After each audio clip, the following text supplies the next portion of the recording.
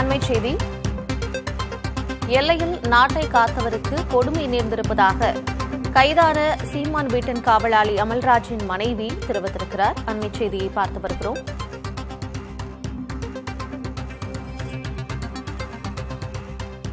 கைதான காவலாளி அமல்ராஜின் மனைவி அளித்த பேட்டியை தற்போது பார்க்கலாம். ஒரு எக்ஸ் சர்வீஸ் மேனை இப்படி ஹேண்டில் பண்ணது ரொம்ப பெரிய குற்றமாக்கும். ஒரு ஜனநாயக நாட்டுல அவரோட இப்ப போலீஸ்காரங்க அவங்களோட டியூட்டியை பாக்குறாங்க. எக்ஸ் சர்வீஸ் மேனா பிஎஸ்ஓவா அவங்க டியூட்டி பார்த்துட்டு இருந்தாங்க. டிஜி கிட்ட கூட லெட்டர் வாங்கி தான் ஃபுல் பெர்மிட்டோட வித் லைசன்ஸோட வேலை பாக்குறாங்க. வேலை பார்த்துக்கிட்டு இருக்கும்போது இப்படி வந்து ஒரு ஆதாரமுமே இல்லாம இப்ப அண்ணி மட்டும் வீட்டுல இருந்தாங்க. ஒரு லேடி மட்டும் தனியா இருக்கும்போது உள்ள அனுப்பாம சரி என்னன்னு விஷயம்னு கேட்கறதுக்குள்ளே அவங்கள சட்டை பிடிச்சு இழுத்து கிழிச்சு தாறுமாறாக்கி இதெல்லாம் ஒரு ஜனநாயகத்துல நடக்கக்கூடியதா? ஜனநாயக முறைப்படி என்ன செய்யணும்? உங்களோட டியூட்டியை நீங்க பாருங்க, அவங்களோட டியூட்டியை அவங்க பாத்துருப்பாங்க. கண்டிப்பா இல்லவே இல்லங்க. அவங்களோட துப்பாக்கி எடுத்து சரண்டர் பண்ண போயிருக்காங்க. இது ஒரு குத்தமா? என்கிட்ட துப்பாக்கி கன் இருக்கு நீங்க வாங்கிக்கோங்கன்னு கொடுத்தது ஒரு குத்தமா?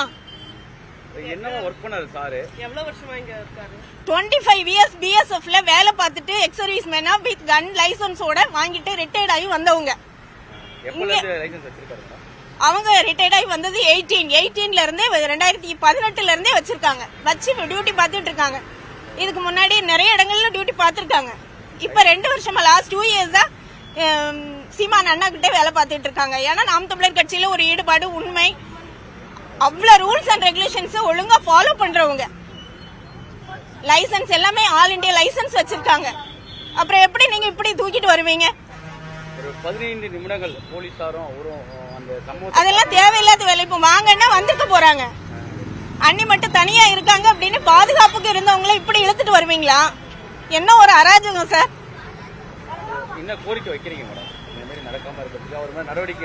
இல்ல விசாரணைக்கு கூட்டிட்டு வரவங்க இப்படிதான் கூட்டிட்டு வருவாங்களா? ஏதோ இந்த கிரிமினல் குற்றவாளி மாதிரி இழுத்துட்டு வராங்க. இது ரொம்ப தப்பு சார். ஒரு அதான் அவங்க பிஎஸ்எஃப்ல அவ்வளவு கஷ்டப்பட்டு டியூட்டி பார்த்திருக்காங்க. எக்ஸ் சர்வீஸ் மேன் வேற. இவங்களை இப்படிதான் தமிழ்நாட்டுல டீல் பண்ணுவீங்களா? இதுதான் அரசாங்கம் நடத்துற இதா? ஆமா, எல்லை பாதுகாப்பு படையில வேலை பார்த்தாங்க. Jammu Kashmir nearly 18 years last வரைக்கும் அங்க ஜம்முல தான் வேலை பார்த்தாங்க. அப்புறம் மணிப்பூர் அங்க இங்கன்னு நிறைய இடம் வேலை பார்த்திருக்காங்க. பார்டர்ல அவ்வளவு ஐஸ் விழக்கூடிய இடங்கள்ல எல்லாம் வேலை பார்த்துட்டு வந்தவங்களே இப்படி டீல் பண்ணிருக்காங்க. உங்க தரப்புல ஏதாவது புகார் தர போறீங்க உயர் அதிகாரிகள்? கண்டிப்பா அவங்க இப்போ உள்ள இருக்காங்க. எங்களை பார்க்க கூட அனுமதிக்க மாட்டேங்கிறாங்க. உள்ள விடவும் மாட்டேங்கிறாங்க. எப்படி இருக்காங்கன்னு கூட தெரிய மாட்டேங்குது. இதெல்லாம் எவ்வளவு பெரிய கொடுமைன்னு பாத்துக்கோங்க. தமிழக அரசுக்கு ஏதாவது கோரிக்கை வச்சிருக்கீங்களா? இப்படிப்பட்ட இது நடக்காம இனிமேலாவது பாத்துக்கோங்கிறது தான் கோரிக்கை.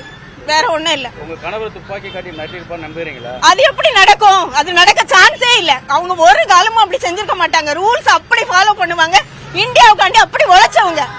அதை எப்படி செய்வாங்க? சீமானின் வீட்டின் காவலாளியின் மனைவி செய்தியாளர்களை சந்தித்திருக்கிறார்.